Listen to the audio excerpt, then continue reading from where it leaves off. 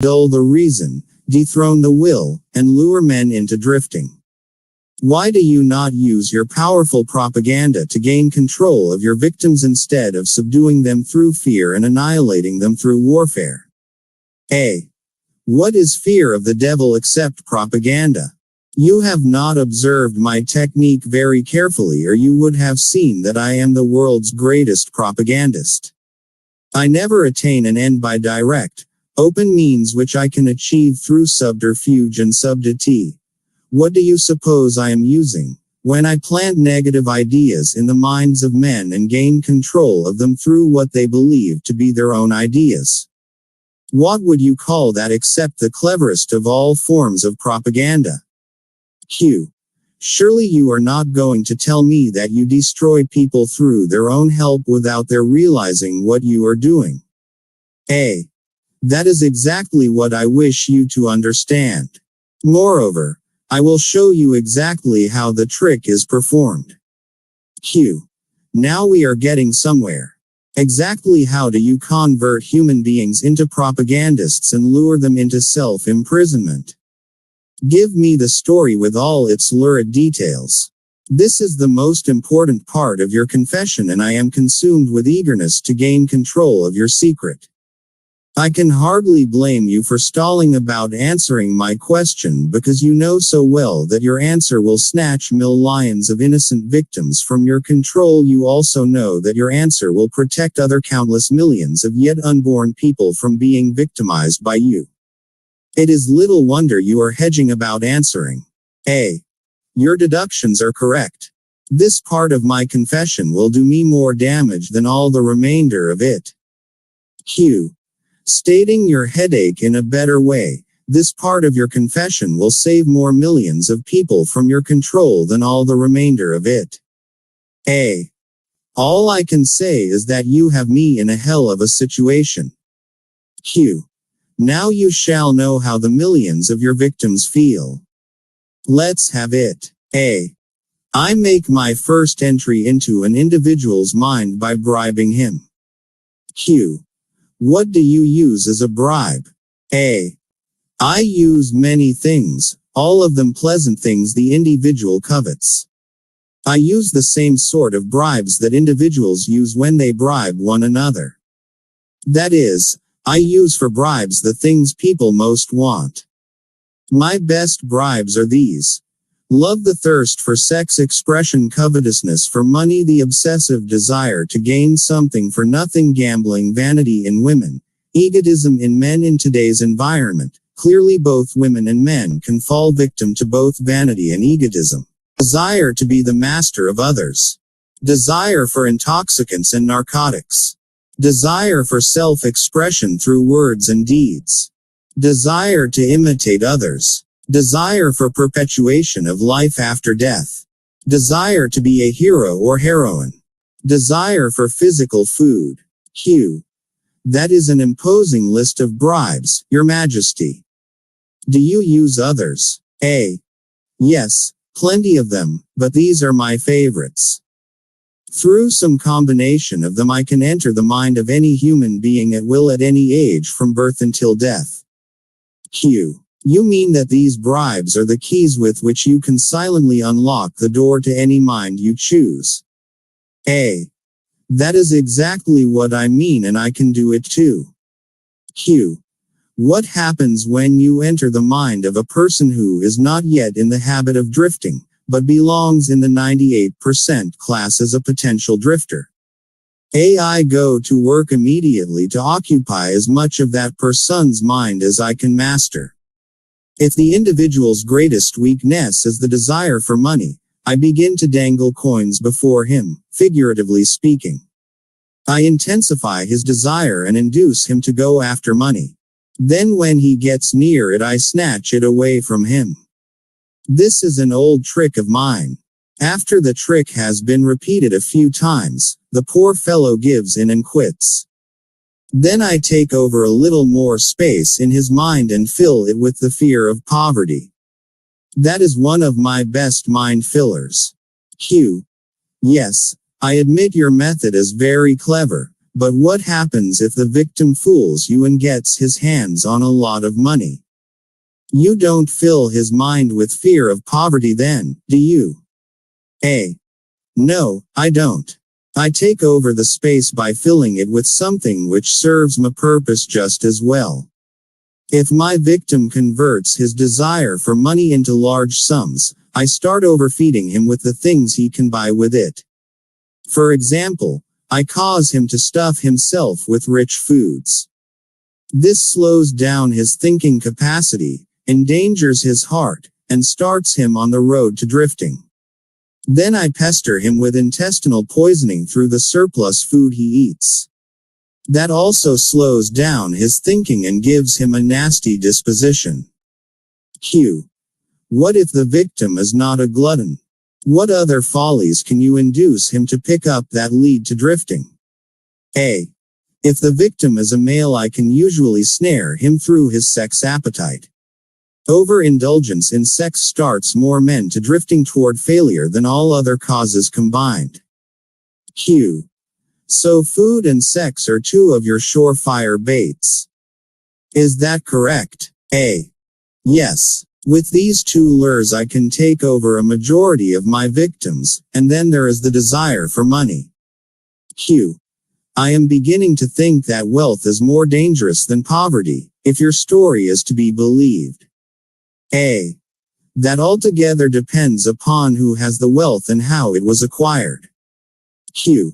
What has the manner in which money is acquired to do with its being a blessing or a curse? A. Everything. If you don't believe me, take a look at those who acquire a large amount of money quickly, without time to get wisdom along with it, and observe how they use it. Why, do you suppose, rich men's sons seldom equal the achievements of their fathers? I'll tell you why. It is because they have been deprived of the self-discipline which comes from being forced to work. Look into the records of moving picture stars or athletes who suddenly find themselves in possession of big money and hero worship and praise from the public. Observe how quickly I move in and take them over in many cases, mainly through sex, gambling, food, and liquor. With these I catch and control the biggest and the best of people as soon as they get their hands on big money. Think of the countless athletes who have become mega celebrities only to crash and bum from their fast money and fame. And then think of the millions of young people who looked up to them. I think of lottery winners who end up losing all their money within just a few years after they win the lottery. Could it be from drifting, a fallout from gambling? Could these cycles be orchestrated by the devil? Q. What about those who acquire money slowly, by rendering some form of useful service? Are they easily snared too? A. Oh, I get them all right, but I generally have to change my bait. Some of them want one thing and others want something else. Where my purpose is best served, I see to it that they get what they want most. But I manage to wrap in the package something they don't want. The thing I give them is the definite thing that makes them drifters. Do you see how I work? Q. And very clever work it is. You lure people on through their natural desires, but you slip your deadly poison into the object of those desires wherever you can. A. Now you are catching on. You see, I play both ends against the middle, so to speak. Q. From all you say I infer that you cannot induce a non-drifter to help you gain control of his mind by baiting him with your bribes.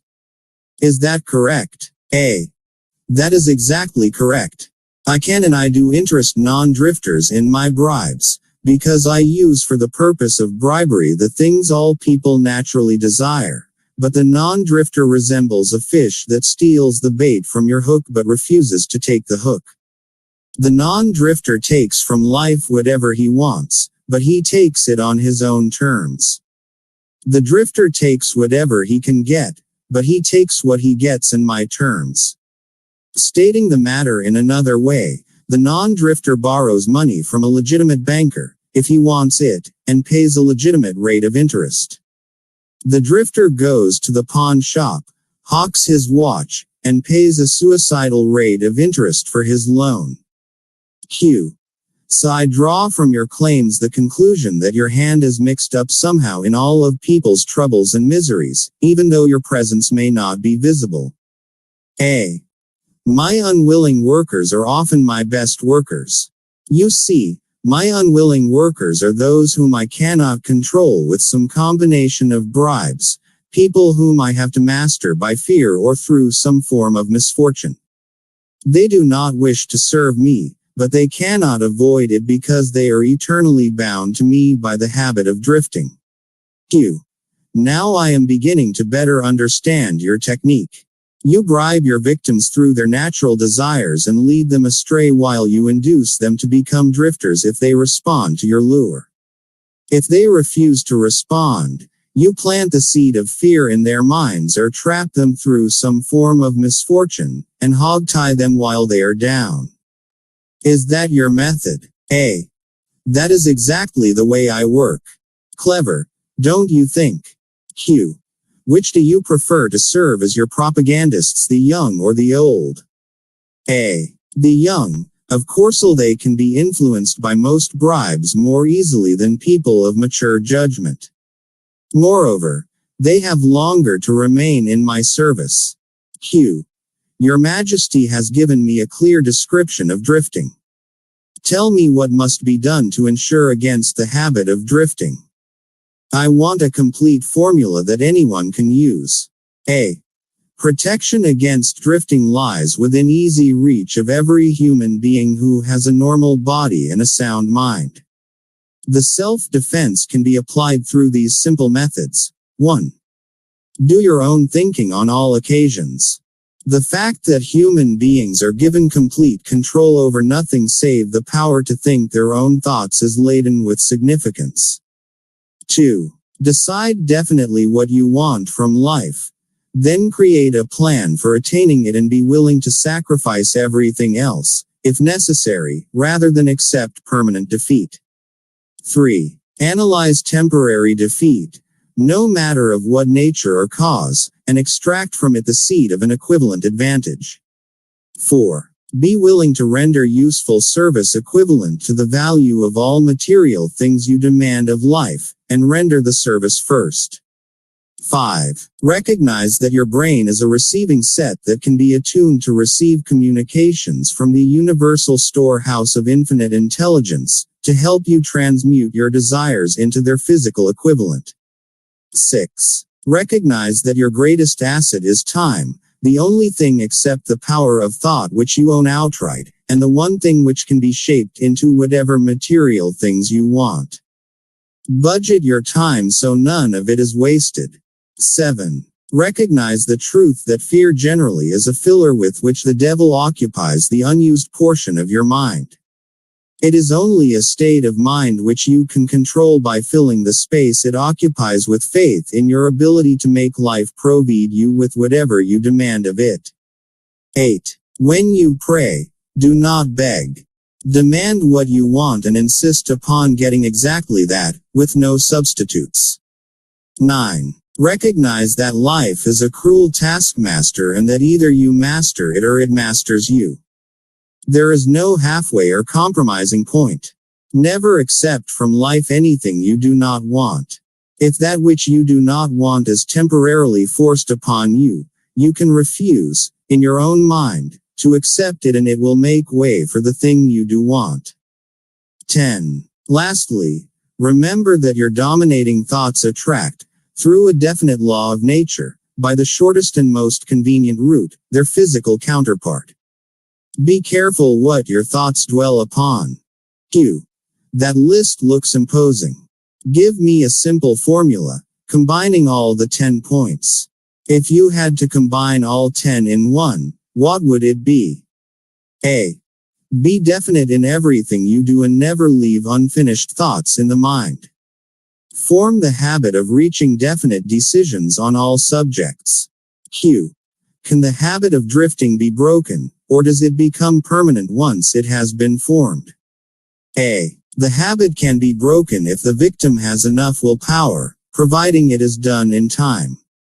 There is a point beyond which the habit can never be broken. Beyond that point the victim is mine. He resembles a fly that has been caught in a spider's web.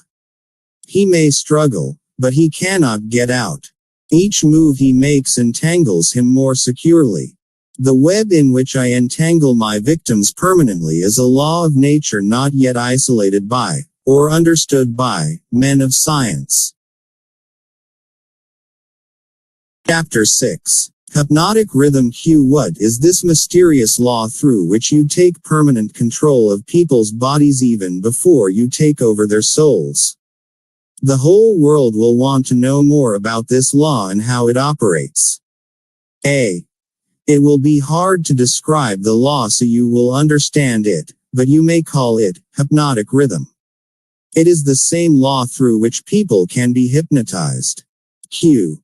So you have the power to use the laws of nature as a web in which you bind your victims in eternal control. Is that your claim? A. That is not only my claim. It is the truth. I take over their minds and bodies even before they die whenever I can lure them or frighten them into hypnotic rhythm. Q. What is hypnotic rhythm? How do you use it to gain permanent mastery over human beings? A. I will have to go back into time and space and give you a brief elementary description of how nature uses hypnotic rhythm. Otherwise you will not be able to understand my description of how I use this universal law to control human beings. Q. Go ahead, but keep your story confined to simple illustrations which come within the range of my own experience and knowledge of natural laws. A. Very well, I shall do my best.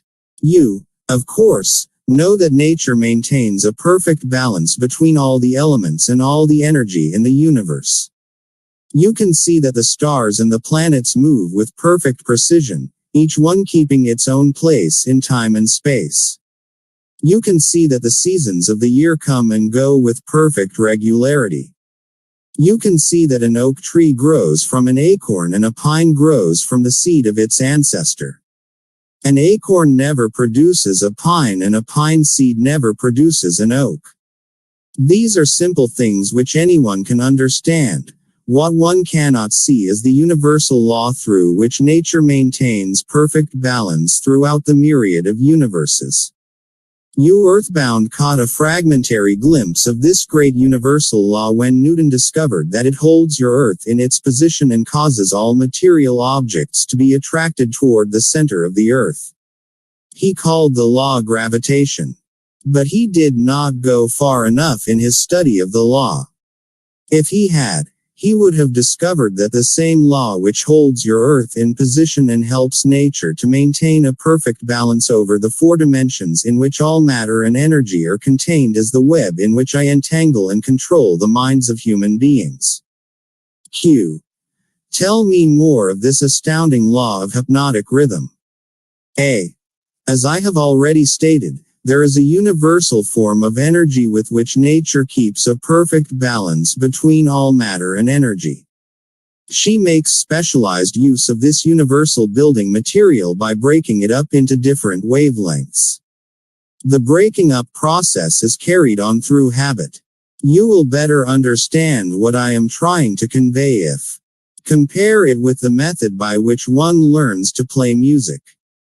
At first the notes are memorized in the mind. Then they are related to one another through melody and rhythm. By repetition the melody and rhythm become fixed in the mind. Observe how relentlessly the musician must repeat a tune before he masters it. Through repetition the musical notes blend and then you have music. Any impulse of thought that the mind repeats over and over through habit forms an organized rhythm. Undesirable habits can be broken. They must be broken before they assume the proportions of rhythm. Are you following me? Q. Yes. A. Well, to continue, rhythm is the last stage of habit. Any thought or physical movement which is repeated over and over through the principle of habit finally reaches the proportion of rhythm. Then the habit cannot be broken because nature takes it over and makes it permanent. It is something like a whirlpool in water. An object may keep floating indefinitely unless it is caught in a whirlpool. Then it is carried round and round, but it cannot escape. The energy with which people think may be compared with water in a river. Q. So this is the way in which you take control of the minds of people, is it? A. Yes. All I have to do to gain control over any mind is to induce its owner to drift. Q. Am I to understand that the habit of drifting is the major danger through which people lose their prerogative or privilege of thinking their own thoughts and shaping their own earthly destinations? A. That and much more. Drifting is also the habit through which I take over their souls after they give up their physical bodies. Q. Then the only way a human being can be saved from eternal annihilation is by maintaining control over his own mind while he is on this earth. Is that true? A. You have stated the truth perfectly. Those who control and use their own minds escape my web. I get all the others as not to rally as the sun sets in the west. Says the devil. Those who control and use their own minds escape my web. Q. Is that all there is to the business of being saved from eternal annihilation? Doesn't what you call your opposition have anything to do with saving people? A. I can see that you do think very deeply. My opposition, the power you earthbound call God, has everything to do with the salvation of people from eternal annihilation, and for that reason it is my opposition who provides every human being with the privilege of using his own mind. If you use that power by maintaining control over your own mind, you become a part of it when you give up your physical body. If you neglect to use it, then I have the privilege of taking advantage of the neglect through the law of hypnotic rhythm. Q. How much of a person do you take over when you gain control of him? A. Everything that is left after he ceases to control and use his own mind. Q. In other words, when you gain control of a person, you take over all there is of his individuality up to the time that he quits using his own mind. Is that correct? A. That is how I operate. Q. What do you do with people whom you control before death? Of what good are they to you while they live? A. I use them, or what is left of them after I take charge, as propagandists to help me prepare the minds of others to drift. Q. You not only fool people into destroying their power to control their own minds, but you use them to help you trap others. A. Yes, I let no opportunity get away from me. Q. Let us come back to the subject of hypnotic rhythm. Tell me more of how this law works. Show me how you use individuals to help you gain control over others. I want to know something of the most effective way you use hypnotic rhythm. A. Oh, that is easy. The thing I like best is to fill the minds of people with fear. Once I fill one's mind with fear, I have little trouble causing him to drift until I have entangled him in the web of hypnotic rhythm. Q. What human fear best serves your purpose? A. The fear of death. Q. Why is the fear of death your favorite weapon? A. Because no one knows, and by the very nature of the laws of the universe, no one can prove definitely what happens after death. This uncertainty frightens people out of their wits. People who give over their minds to fear, any sort of fear, neglect to use their minds and begin to drift. Eventually they drift into the whirlpool of hypnotic rhythm from which they may never escape. Q. Then you do not mind what religious leaders think or say of you when they speak of death? A. Not as long as they say something. If the churches should stop talking about me, my cause would receive a severe setback. Every attack made against me fixes the fear of me in the minds of all who are influenced by it. You see, opposition is the thing that keeps some people from drifting, providing they do not yield to it. Q. Since you claim the church's help instead of hindering your cause, Tell me what would give you cause to worry. A. My only worry is that someday a real thinker may appear on Earth. Q. What would happen if a thinker did appear? A. You ask me what would happen. I'll tell you what would happen. People would learn the greatest of all truths, that the time they spend in fearing something would, if reversed, give them all they want in the material world and save them from me after death. Isn't that worth thinking about? Says the devil. The time people spend in fearing something would, if reversed, give them all they want in the material world and save them from me after death. Q. What is keeping such a thinker from appearing in the world? A. Fear of criticism. It may interest you to know that the fear of criticism is the only effective weapon I have with which to whip you. If you were not afraid to publish this confession after you wring it from me, I would lose my earthly kingdom. Q. And if I did surprise you and publish it, how long would it be until you lost your kingdom? A. Just long enough for one generation of children to grow into understanding.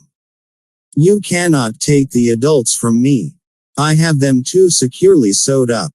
But if you published this confession, it would be sufficient to keep me from gaining control of the yet unborn and those who have not yet reached the age of reason. You wouldn't dare publish what I have told you about the religious leaders. They would crucify you. Q. I thought the savage practice of crucifixion went out of style 2,000 years ago. A. I don't mean crucifixion on a cross. I mean social and financial crucifixion. Your income would be shut off. You would become a social outcast. Religious leaders and their followers alike would treat you with scorn. Q. Suppose I should choose to throw in my lot with the select few who make a pretense of using their own minds rather than fear the masses who do not, the masses of whom you claim 98%. A. If you have courage enough to do this, you will crimp my style. A chill ran down my spine when I first read this, since circumstances did indeed prevent this manuscript, written in 1938, from being published until now, well after Hill's death in 1970. Was the delayed publication of the work truly caused by his wife's fear of criticism and concern over the reaction of religious leaders and public school advocates, or was it due to the work of the devil himself? And now, the family and the foundation have decided it is time to share the manuscript with the world. Shall we heed Hill's wisdom, discover our other selves, and take control of our own minds, reclaiming our destiny? Q. Why do you lay claim to no scientist? Don't you like scientists? A. Oh yes, I like all people well enough, but true scientists are out of my reach. Q. Why? A. Because they think for themselves and spend their time studying natural laws. They deal with cause and effect. They deal with facts wherever they find them. But do not make the mistake of believing scientists have no religion. They have a very definite religion. Q. What is their religion? A. The religion of truth. The religion of natural law.